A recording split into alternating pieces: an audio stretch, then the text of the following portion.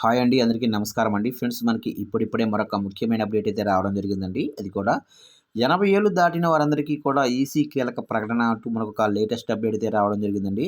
అయితే ఇందుకు సంబంధించిన పూర్తి వివరాలు మన వీడియోలో తెలుసుకుందామండి.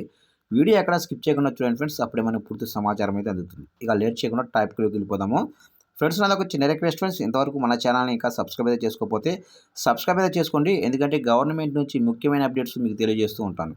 ఇక లేట్ చేయకుండా టాపిక్‌లోకి వెళ్ళిపోదాము. ఇక్కడైతే చూడండి ఫ్రెండ్స్, రాష్ట్రంలో 80 ఏళ్లు దాటిన వృద్ధులు ఇంటి నుంచి ఓటు వేసే విధానాన్ని వచ్చే ఎన్నికల్లో ప్రవేశపెడుతున్నట్లు రాష్ట్ర ప్రధాన ఎన్నికల అధికారి ముఖేష్ కుమార్ మీనా తెలిపారు.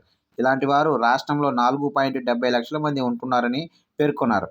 రాష్ట్ర సచివాలయంలో సోమవారం ఆయన విలేకరులతో మాట్లాడారు. అయితే వృద్ధుల ఇళ్లకు వెళ్లి ఓటు వేసే సమయంలో రాజకీయ పార్టీల ఏజెంట్లను అనుమతిస్తాము. దివ్యాంగులు ఎవరైనా పోలింగ్ కేంద్రాలకు రాలేమని ముందుగా తెలియజేస్తే వారికి కూడా ఈ అవకాశం కల్పిస్తాము. ఇకపోతే యువత ఓటు హక్కు నమోదు చేసుకునేలా మంగళవారం నుంచి విశ్వవిద్యాలయాలు, కళాశాలల్లో ప్రత్యేక డ్రైవ్ ఏర్పాట్లు చేస్తున్నామని కేంద్ర ఎన్నికల సంఘం అధికారులు స్పష్టంగా చెప్పారు. చూశారు కంటే మొత్తం మీదుగా రానున్న ఎన్నికలకు సంబంధించి ఎన్నికల సంఘం కీలక ప్రకటన అయితే విడుదల చేసింది.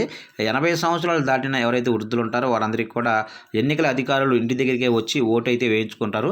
అలాగనే ఎవరైతే వికలాంగులు ఉంటారో వారికి కూడా వెసులుబాటు కల్పిస్తున్నట్లు ఎన్నికల సంఘం కీలక ప్రకటన అయితే విడుదల చేసింది ఫ్రెండ్స్.